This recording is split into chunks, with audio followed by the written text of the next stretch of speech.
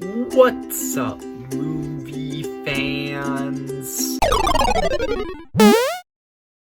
Guys, my most anticipated movie of 2022, The Batman, has already come out, and I just saw it yesterday, and there is a lot to unpack here. This is a 3-hour movie, so yeah, let's just get right into it. I'm gonna go into everything I liked, everything I disliked, and then my final score. So yeah, just starting with everything I liked right off the bat. Robert Pattinson's interpretation of Batman. I thought that this movie's Batman interpretation was really good. In this movie, he really is a presence that, criminals fear. You believe that criminals would fear this version of Batman, and they show you in the movie, this is a legitimately feared by all of the criminals in Gotham, and I thought that that was really cool. One thing that I really liked about this version of Batman is he isn't so, gadget reliant. He's much more reliant on, hand-to-hand combat. The most impressive gadget he has in the whole movie, I would say, is his grapple. He doesn't have a lot of gadgets in this movie. His Batmobile is basically just a really fast car. It isn't this armored tank with a bunch of weaponry and stuff that we see in a lot of Batman movies and Batman content today. This more realistic version of Batman was really cool. Overall, this movie is probably the most realistic version of Batman ever. The police aren't fully okay with this vigilante taking over all of these different crime scenes and stuff. It takes a while for them to trust Batman.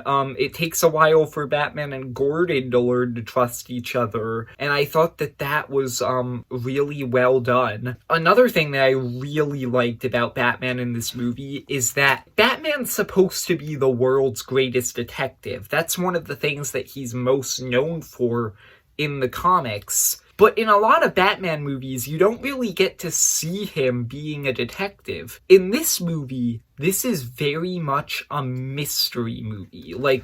There's this whole elaborate puzzle that the Riddler set up, and in the movie, Batman is slowly piecing it together. This really is a detective movie. And because this is a mystery movie, I really liked the mystery aspect to it. I legitimately did not know where the movie was going most of the time. There are a ton of different twists and turns, and I really liked how all of that was handled. So yeah, this movie has a great interpretation of Batman. Moving on to the rest of the supporting cast of this movie. Catwoman, I thought, was really great here. Zoe Kravitz, fit this role really well. I don't think she's my favorite Catwoman, but I still think that in this movie, Catwoman carried a lot of emotional weight to her character and her backstory. I thought she was really well done. I can't really go into, what I liked about her that much without going into spoilers, so I'm just gonna leave it at that. But I really liked her. Gordon was fantastic in this movie. Jeffrey Wright is a great Gordon. He's still not my favorite Gordon. Once again, I think Gary Oldman in the Dark Knight movies, I think he's my favorite Gordon. But I still really liked Jeffrey Wright's Gordon. And one thing that I really liked about Gordon in this movie is that him and Batman kind of feel like partners. They're investigating into this whole thing together. In a lot of Batman media, it feels like it's primarily Batman. He runs the show. He basically just does everything. The cops are basically just there to arrest the goons that he captures for them. But in the Batman, Gordon actually has a big part of the plot. He helps Batman throughout the movie, and I really liked that. The Riddler.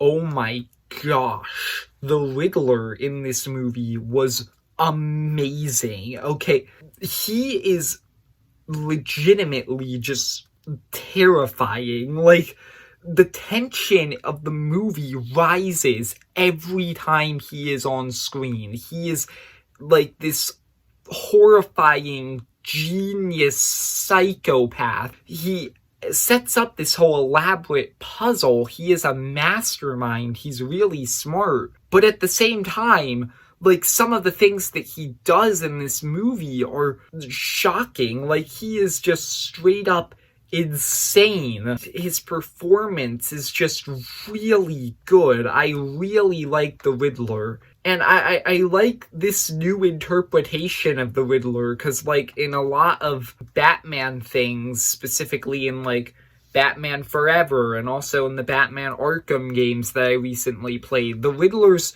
portrayed to be one of Batman's, like, more over-the-top, crazy villains. But here, he's a lot more grounded, and he's, like, really scary. Alfred, I really liked Alfred in this movie. I wasn't sure if Andy Serkis would be a good Alfred, but I thought that he was a pretty great Alfred. He's definitely not my favorite Alfred. I think that both Jeremy Irons and Michael Caine are better than him, but he was still pretty good here. His relationship with Bruce was really well handled. There was a lot of emotional weight there. I was surprised, and I liked how involved Alfred was in, like, Bruce's activities as Batman here. I thought Penguin was good, mostly. I don't really have a lot to say about Penguin. I'll talk about him a bit more in a few minutes. I think the most surprising out of all of the characters in this movie was easily Carmine Falcone, who I knew was going to be in this movie, but I did not know how important he was going to be. Like, he's not really in the trailers that much, but he was an extremely important part to this movie's story, and I didn't expect him to stand out as much as he did. There are a lot of great characters in this movie. Like I said, I love the mystery aspect here.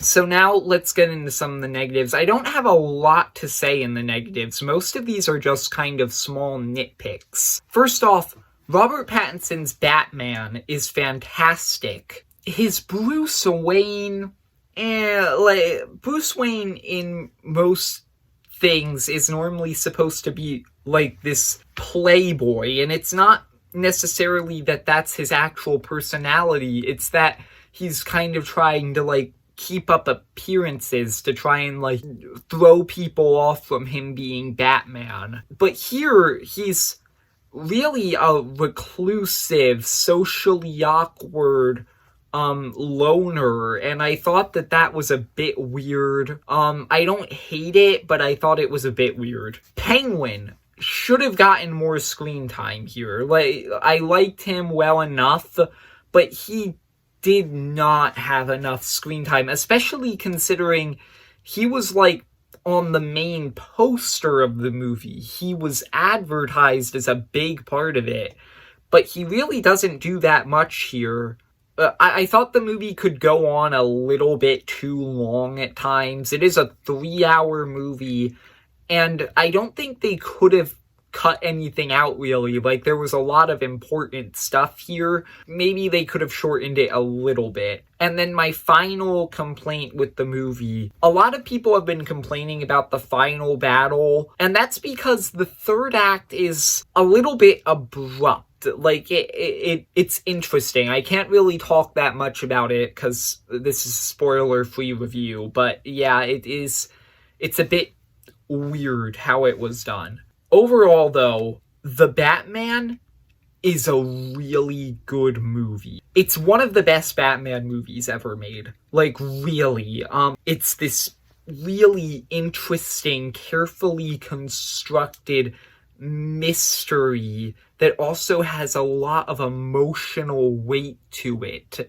And it just has this really great new interpretation of Batman. And seriously, like, you should definitely go see this movie. The Batman is fantastic. Maybe if you don't really like seeing long movies that much, you should wait until it comes out on like HBO Max or the DVD or something. It is a really good movie. I enjoyed it a lot. I think I might give it a 9 out of 10. Like, honestly, it's great. So that's everything I had to say today. If you enjoyed, leave a like and subscribe. If you've seen this movie, comment down below what your thoughts on it were. And see ya, movie fans.